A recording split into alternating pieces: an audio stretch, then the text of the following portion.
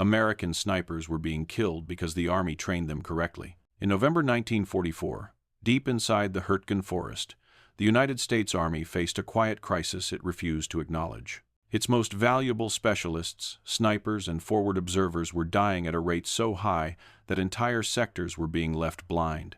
Not from poor aim, not from weak weapons, but from doctrine. The manuals were clear.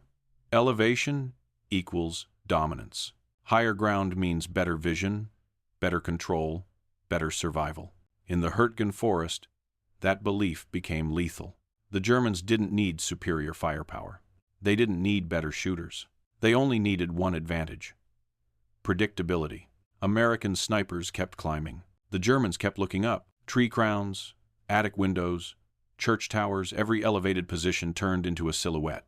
And once a sniper fired, German machine guns and mortars erased the position within minutes. Officially, the doctrine still worked. Unofficially, the body count told a different story. This video is not about heroism. It is not about a legendary kill count. And it is not about a lucky shot that changed history. It is about a hidden flaw inside American battlefield thinking. A flaw so fundamental that it forced one soldier to make a forbidden conclusion. Height was not strength. Visibility was not safety. And the ground, cold, wet, and dismissed, was the most stable firing platform in the forest. What followed was not a miracle. It was not chance. It was an insight rooted in physics, pattern recognition, and desperation. And once that insight was acted upon, it quietly disrupted German tactics, reduced American losses, and altered how sniper warfare would be taught without ever being officially credited. If you follow this story to the end, you'll understand how a mistake hidden in plain sight nearly broke an entire front, and how breaking the rules saved it. Want to understand how a single flawed assumption nearly collapsed an entire front? Stay with this story. The American sniper doctrine entering Europe in 1944 was not careless. It was not outdated. And it was not built by incompetent officers. It was logical.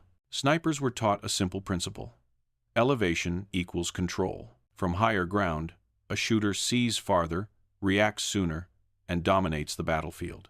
This logic had worked in open terrain, in training ranges, and in previous conflicts where visibility and distance favored the man who looked down instead of up. Field manuals reinforced this belief with certainty. Snipers were instructed to seek the highest possible vantage point: trees, buildings, towers, anything that provided line of sight and a commanding view. The assumption was clear. Height created safety through awareness. On paper, the system was sound, but the Hürtgen Forest was not paper. Stretching along the German-Belgian border, the forest was dense, broken, and claustrophobic. Visibility collapsed from hundreds of yards to mere slivers between trunks. The canopy swallowed light. The ground was uneven, soaked, and cratered by artillery. Nothing about the environment rewarded elevation, yet the doctrine did not change. American snipers continued to climb. They tied themselves into trees. They crawled into attics. They occupied church towers and farmhouse roofs, positions that offered theoretical advantage but practical exposure. And the Germans noticed. They did not need to read American manuals. They only needed to observe patterns. Every elevated position shared the same problem. It was easy to search for. In a forest where everything was vertical, trees, ruins, broken timbers, anything higher than the natural line immediately stood out. Once a sniper fired, the problem became fatal. German counter-sniper teams and MG-42 crews were trained to respond not with precision, but with volume.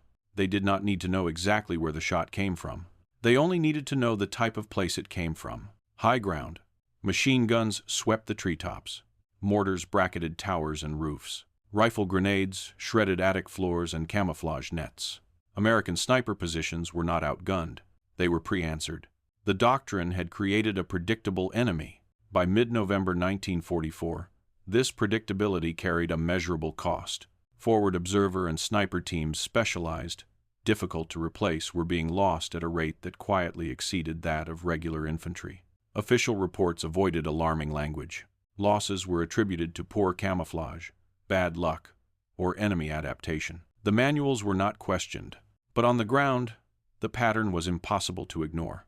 Every deployment followed the same arc: movement to a high position, initial success, immediate counterfire, extraction, or death. The system did not fail dramatically. It failed consistently. And consistency in failure is far more dangerous than chaos, because it disguises itself as discipline. The American Army did not see the doctrine as flawed. It saw individual losses as unfortunate exceptions within a working system. The solution was always more discipline, better camouflage, stricter adherence to procedure. No one asked whether the environment had invalidated the assumptions entirely.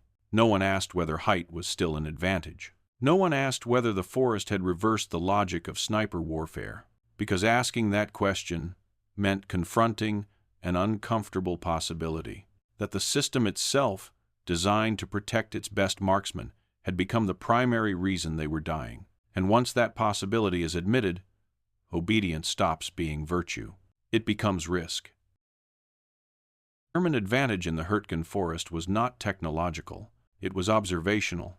They did not need new weapons. They did not need superior optics. They did not even need better snipers. They only needed time. By late 1944, German units defending the forest had fought the same American formations for weeks. They watched how American snipers arrived, where they settled, and how they fought. And patterns emerged quickly. American snipers behaved rationally. They sought elevation. They avoided the mud. They tried to see farther than the enemy. That rationality made them visible. The Germans did not search randomly. They searched upward. They scanned treetops for broken branches and disturbed needles. They watched roof lines for unnatural silhouettes. They memorized the tallest trees, the intact attics, the church towers that survived bombardment. These were not guesses. They were statistical expectations. When a shot rang out, German response was immediate and impersonal. No careful counter-sniping duel. No attempt to locate the exact muzzle flash. Instead, German doctrine favored saturation. Machine gun teams raked the upper canopy. Mortar crews dropped rounds onto likely perches. Rifle grenades were lobbed into windows and lofts. The goal was not accuracy. It was denial. Any elevated position was treated as hostile by default. This worked because American doctrine had made elevation synonymous with threat. The Germans did not need to outthink individual snipers. They needed to exploit the system those snipers were trained to obey. Over time, the forest itself became an ally. Branches swayed in the wind, amplifying movement. Recoil traveled through trunks and beams, betraying position. Camouflage nets, once cut by shrapnel, became outlines rather than concealment. The higher a sniper climbed, the more angles he exposed. German counter-sniper teams adapted their search patterns accordingly. They no longer hunted men, they hunted places. And places do not move. The Americans noticed the losses, but misread the cause. Reports described effective enemy counter-sniper activity. Officers emphasized improved concealment and stricter discipline. Snipers were told to climb higher, hide better, wait longer. Each correction reinforced the same mistake. Meanwhile, German confidence grew. Elevated American positions were neutralized so reliably that German infantry began to maneuver more aggressively. They trusted that suppressing high ground would blind American observation. They advanced under the assumption that unseen threats would come from above or not at all. This assumption shaped their tactics. German formations moved with their eyes trained upward. They hugged the ground when fired upon. They responded automatically, flooding the canopy with fire. No one was looking down. That blind spot was not accidental. It was learned. The Hürtgen Forest punished rigidity and rewarded those who understood its geometry. Visibility was short. Sound echoed unpredictably. The ground absorbed shock. Elevation, once a universal advantage, became a liability. But doctrine is slow to accept that terrain can invalidate principle. For the American command, the forest was an obstacle to be endured, not a system to be reinterpreted. Training manuals still reflected ideal conditions. Field orders still assumed elevation equaled control. The enemy, however, had already rewritten the rules. By November, German units were no longer surprised by American snipers. They expected them. They anticipated them.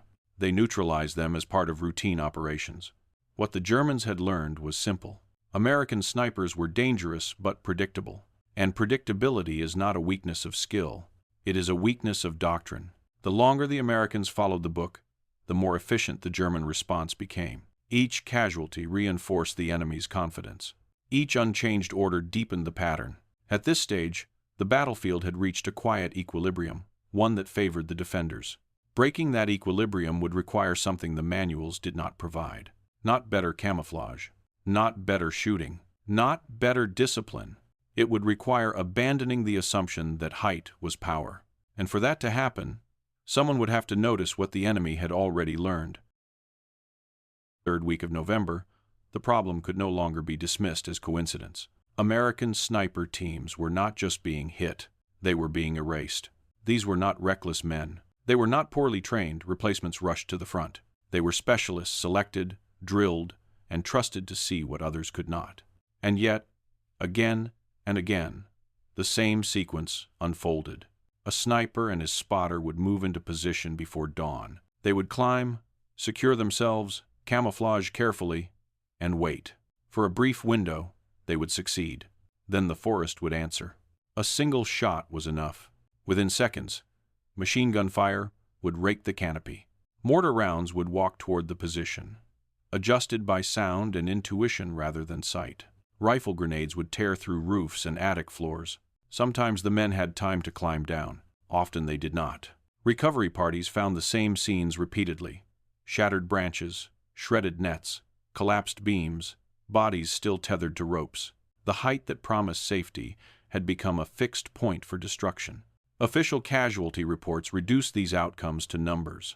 Losses were logged, equipment was written off, replacements were requested. What was not written down was the effect on the men who remained. Snipers talk, they compare notes.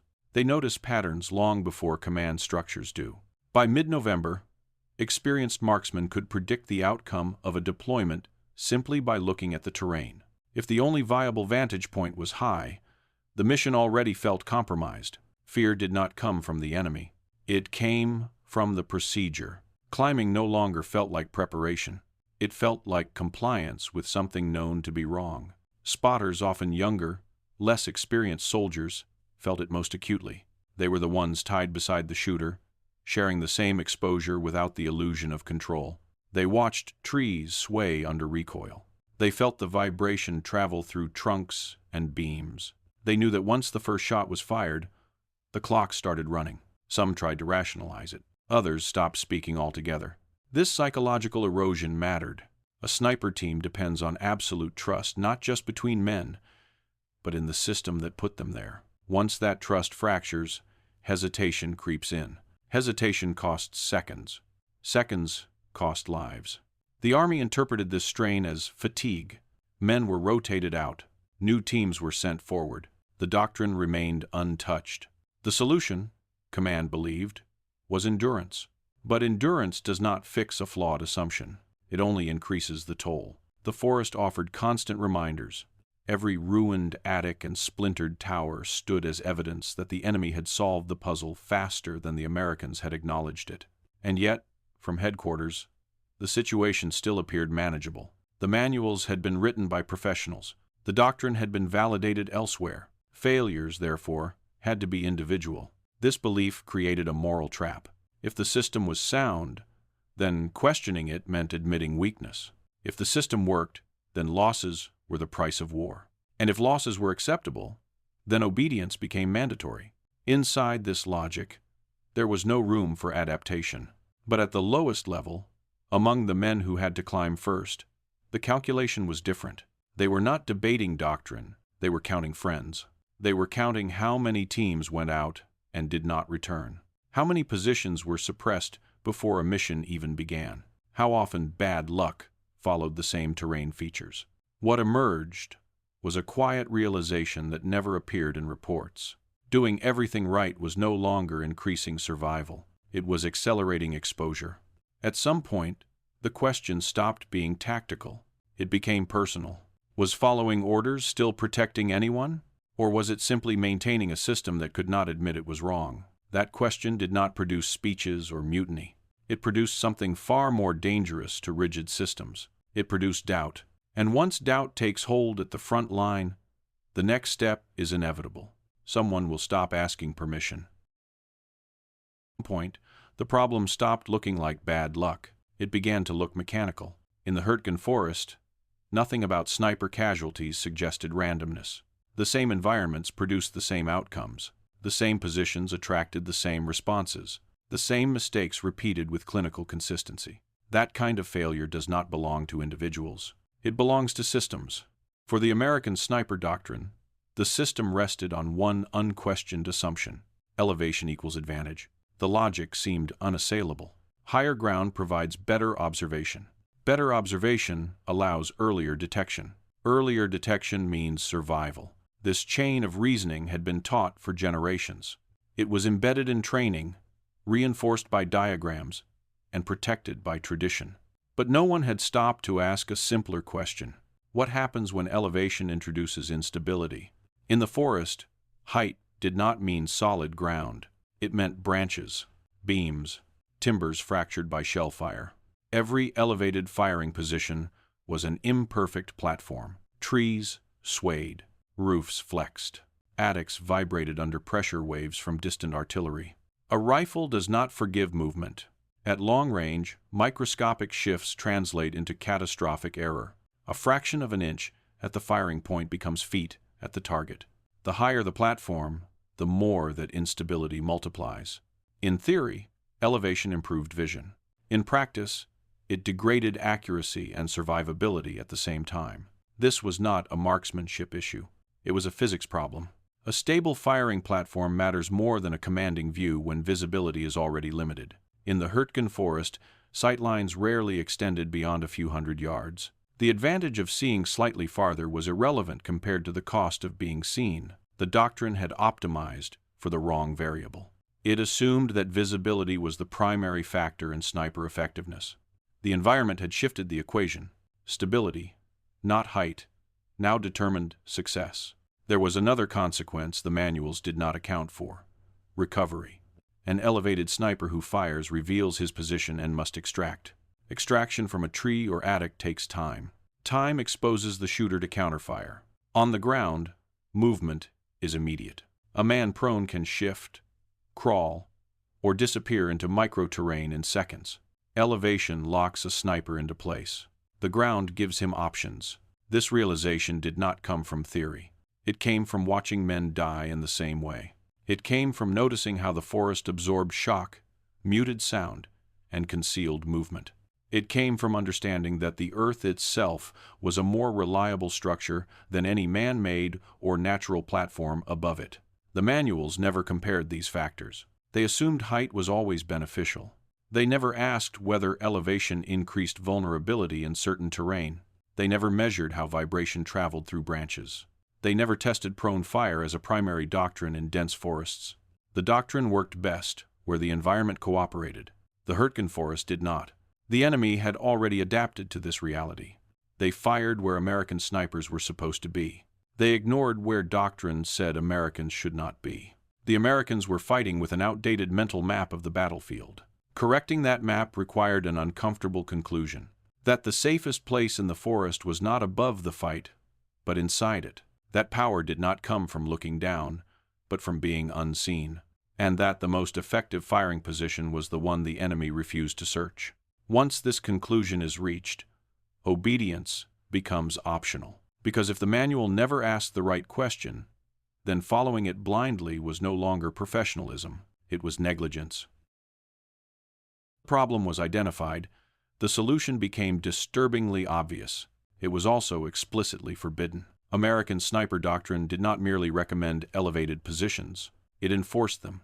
Deviation was not innovation, it was insubordination. Firing from ground level was associated with poor visibility, reduced control, and increased risk. A sniper lying in the mud was assumed to be blind, slow, and vulnerable. In the Hürtgen Forest, those assumptions were reversed. The ground offered what elevation could not: stability. Not theoretical stability, but physical certainty. The earth did not sway. It did not vibrate under wind. It absorbed shock rather than amplifying it. A rifle supported by the ground behaved differently. Recoil was dampened. Sight picture recovered faster. The firing cycle became predictable. But doctrine did not measure predictability. It measured vantage. To adopt a ground-level firing position meant rejecting everything a trained sniper had been taught. It meant abandoning height, visibility, and the illusion of dominance. It also meant accepting consequences. Unauthorized modifications to issued weapons were punishable offenses. Field-made firing supports violated equipment regulations. Operating outside assigned positions risked disciplinary action, court-martial, or worse. The system had reasons for these rules. Standardization ensured control.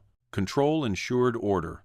Order ensured that individual decisions did not destabilize the larger formation, but systems designed to prevent chaos often struggle to respond when reality changes faster than regulation. In the forest, regulation lagged behind survival. The forbidden solution was not elegant. It was not officially tested. It was not approved by engineers or instructors. It was improvised.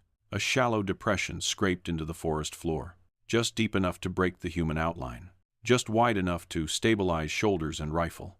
A firing height measured in inches, not feet. This position did not aim to see more. It aimed to be seen less. But concealment alone was not enough. The rifle itself had to be separated from the uneven ground. Woodstocks flexed. Contact with roots and debris introduced inconsistency. The answer was isolation. A simple support system that created fixed contact points between rifle and earth. A way to decouple human movement from the firing platform. A method to let the ground carry the load, not muscle or bone. Nothing about this approach resembled standard training. It replaced doctrine with mechanics, instruction with observation, authority with trial. Most importantly, it attacked the enemy's expectations. German counterfire doctrine was built around elevation. Machine guns swept treetops. Mortars bracketed high ground. Suppressive fire assumed an angle of attack. A ground-level shooter existed outside that mental model. Shots coming from below the natural line of sight confused response patterns. Fire was directed upward, not outward. Suppression missed its target. The forbidden solution did not make the sniper more aggressive. It made him invisible. Adopting it required a specific mindset. The sniper had to accept limited vision in exchange for control. He had to rely on terrain memory rather than constant observation. He had to trust preparation over improvisation. This was not reckless behavior. It was disciplined risk-taking. The difference mattered. Recklessness ignores consequences. This solution calculated them. The cost of failure was severe. Discovery meant punishment. Exposure meant death. But the cost of compliance was already known. By this stage in the campaign, following the rules guaranteed exposure. Breaking them offered uncertainty, and uncertainty was preferable to predictability. The forbidden solution was not adopted all at once. There were no briefings, no written orders. It began as a decision made in isolation. A single adjustment, a single scrape in the earth, a single rifle fired from a position no one was supposed to use.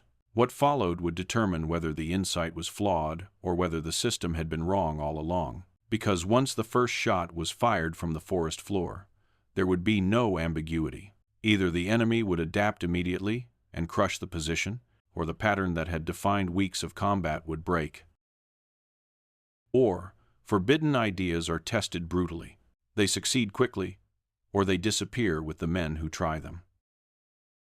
The test came at dawn, not as a planned experiment, not as a calculated demonstration, but as a response to pressure. The kind that does not allow rehearsal. In the early hours of November 17th, German infantry began shifting along the American flank. This was not a probing patrol. It was a coordinated movement, deliberate, disciplined, and timed to exploit a weakness in the line. Under normal circumstances, American snipers would have been repositioned to elevated overwatch. Trees overlooking the approach routes, ruined structures near the crossroads. Those positions were already compromised. This time, the rifle did not climb. It stayed low, barely inches above the forest floor. The firing position disappeared into the clutter of roots, fallen timber, and churned mud. From above, it was nothing. From the enemy's perspective, it did not exist. When the first German elements came into view, they did so with confidence. Their movement reflected weeks of successful experience. They advanced, assuming that any American fire would originate from height. They were trained to respond accordingly. At approximately 9:47, The first shot was fired. The sound was sharp but muted, absorbed by the ground. There was no visible muzzle flash against the canopy, no elevated silhouette. The lead German grenadier collapsed. The reaction was immediate and wrong. German infantry dropped instinctively and scanned upward. Machine guns searched the treetops. Riflemen fired into likely branches and rooflines. Nothing answered. A second shot followed, then a third. Each impact deepened the confusion. German formations rely on rapid identification of threat vectors. Once identified, suppression is automatic. Here, there was no clear vector. The shooter was not above them. He was not in front of them. He was level, hidden among the geometry of the forest floor. Fire was being returned to places the threat did not occupy. That mistake created time. Time for target selection.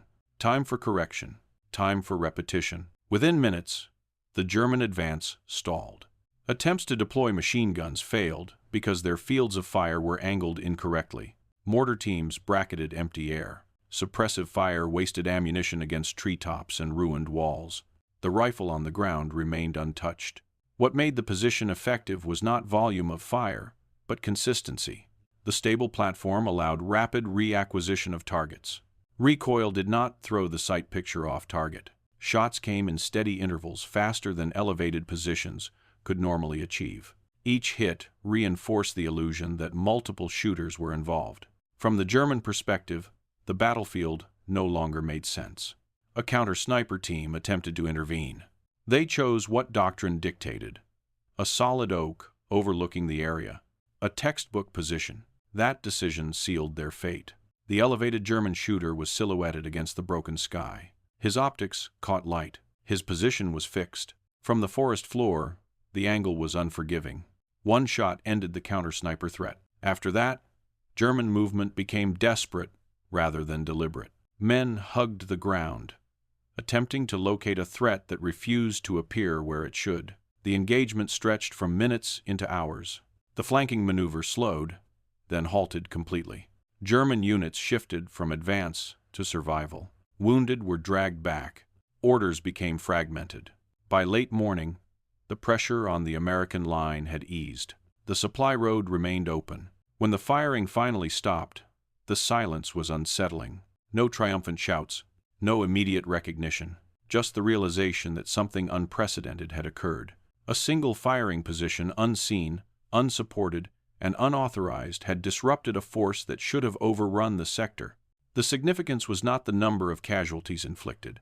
Numbers matter tactically, but they do not explain outcomes. What mattered was where the fire came from. German after-action behavior revealed the truth. They did not sweep the forest floor. They did not immediately adapt. They continued firing upward long after it was clear that suppression was failing. Their doctrine, like the American one, had been built around expectation. And expectation had just been violated. The rifle extracted quietly. No signal was sent. Report was filed. From a command perspective, the engagement appeared as a stalled enemy attack and an unusually effective defensive response. No one asked how it happened. But among the men on the line, the effect was immediate. They had heard the rifle. They had watched the German advance collapse. They had seen fire pour into empty branches. They understood the implication. The forest had not changed. The enemy had not changed. The angle had. For the first time in weeks, the pattern was broken. Not because of superior numbers, not because of new equipment, but because someone had stopped fighting the forest the way the manual demanded and started fighting it the way it actually behaved. 2 hours were enough. Enough to prove that predictability, not skill, had been the enemy's greatest advantage. Enough to show that stability mattered more than height. Enough to demonstrate that doctrine could be wrong without being foolish. The question was no longer whether the forbidden solution worked. The question was what would happen once others realized it had. Because once a pattern is broken in war, it rarely returns unchanged. Dangerous ideas in war are not the ones announced through orders. They are the ones passed quietly from man to man. What happened after the engagement did not move through reports or briefings. It moved through observation. Men noticed that the German fire had been misdirected. They noticed how long suppression continued against empty treetops. They noticed that a single rifle had done what entire teams had failed to do for weeks. No one needed an explanation. They had been watching the same pattern kill their friends. The conclusion spread without language. It was carried in glances, in short exchanges, in questions asked after dark. Where were you firing from? How low? How stable? There was no formal instruction. There was no permission. There was imitation. Snipers began to experiment at the edges of doctrine. Not openly, not recklessly. They scraped shallow depressions instead of climbing. They lowered their profiles. They tested support points against roots and fallen timber. What they discovered was consistent. Shots felt calmer. Recoil settled faster. Extraction became possible instead of desperate. And most importantly, German counterfire started missing. The change did not announce itself as a revolution. It appeared as an anomaly. Casualty rates dipped. Positions held longer. Enemy reactions became hesitant. Command attributed this to chance, to shifting German tactics, to momentary advantage. No one rushed to investigate success. Systems rarely do. But the enemy noticed. German reports began describing a problem they could not categorize. Fire was arriving without a clear angle. Suppressive patterns failed to neutralize threats. Standard responses no longer produced results. Their doctrine, too, had been built around elevation. They reacted the only way they knew how, by intensifying the wrong solution. More fire into the canopy. More mortars onto rooftops. More attention upward. This made the ground-level threat even safer. Within days, German infantry behavior shifted. Advances slowed. Movement became cautious. Confidence eroded. The forest, once navigated aggressively, turned hostile again. On the American side, the spread accelerated. What began as a single deviation became a quiet consensus, not because it was ordered, because it worked. Mechanics were asked for scrap wire. Spotters were told to look outward, not upward. Training, informal and undocumented, occurred in whispers. This was adaptation without approval. From a bureaucratic perspective, it was unacceptable. From a survival perspective, it was overdue. Eventually, the numbers forced attention. Losses among specialized teams declined noticeably. Not eliminated, but reduced enough to break the previous trend. Someone at headquarters noticed. An inspection followed. What the inspectors found was uncomfortable. Issued rifles modified in the field. Positions that violated established doctrine. Methods that produced results without authorization. The response was not immediate punishment. It was hesitation. To condemn the practice meant explaining why it worked. To approve it meant admitting that doctrine had been wrong. Institutions resist both. The compromise was silence. The method was neither celebrated nor officially condemned. It was absorbed quietly. Language was adjusted. Training notes were amended without attribution. Responsibility dissolved into abstraction. No one received credit. No one accepted blame. The system protected itself. But the battlefield did not forget. The lesson embedded itself where doctrine could not erase it. That stability mattered more than visibility. That predictability was deadlier than exposure. That innovation often arrived not as brilliance, but as refusal. By the time the Forest campaign ended, the change was irreversible. German units no longer assumed threats came from above.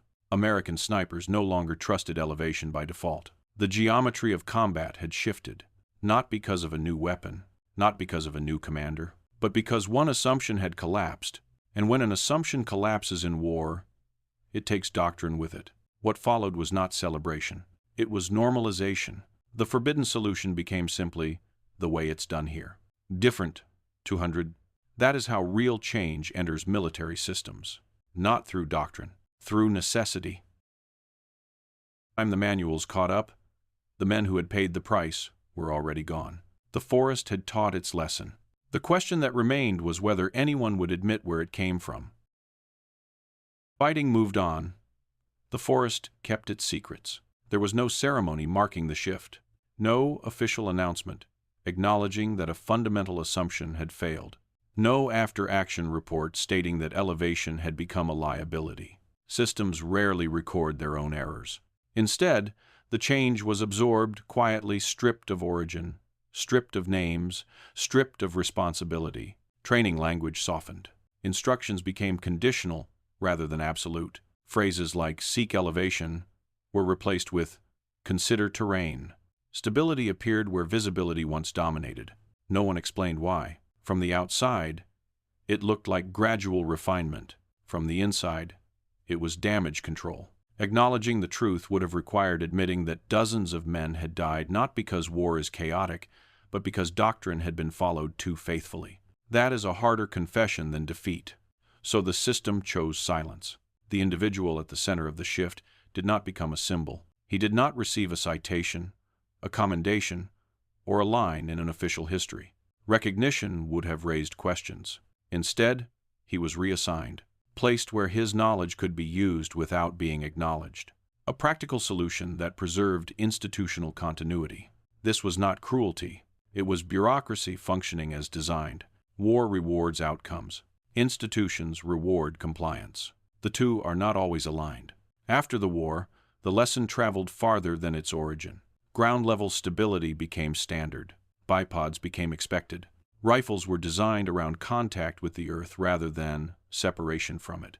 Future sniper schools taught principles that would have been unthinkable in 1944, without ever mentioning why they had become necessary. The idea survived. The story did not. This pattern is not unique to the Hürtgen Forest. Military history is filled with innovations that arrived from below, solved problems immediately, and were later absorbed without attribution. Not because they lacked value, but because admitting their source would expose a larger failure. The dangerous myth is that progress in war comes from brilliance at the top. In reality, it often comes from refusal at the bottom, from men who stop trusting abstractions when those abstractions start killing their friends, from individuals who choose uncertainty over predictability, from decisions made without permission because permission would arrive too late. The forest did not reward heroism. It rewarded accuracy. It rewarded invisibility. It rewarded understanding how terrain actually behaves, not how it is supposed to behave. That is the quiet lesson buried beneath this story. The most decisive moments in war do not always announce themselves. Sometimes they look like violations. Sometimes they look like disobedience. Sometimes they leave no record at all, but they reshape outcomes nonetheless. The manuals eventually changed. The casualty rates dropped. The front stabilized, and history moved on, carrying forward a corrected doctrine without remembering the cost of learning it. What nearly broke that sector of the line was not German firepower. It was American certainty. And what saved it was not technology or command. It was the moment someone realized that the ground, cold, wet, and ignored, was telling the truth. This documentary changed how you think about war, doctrine, and survival. Consider subscribing for more untold histories like this.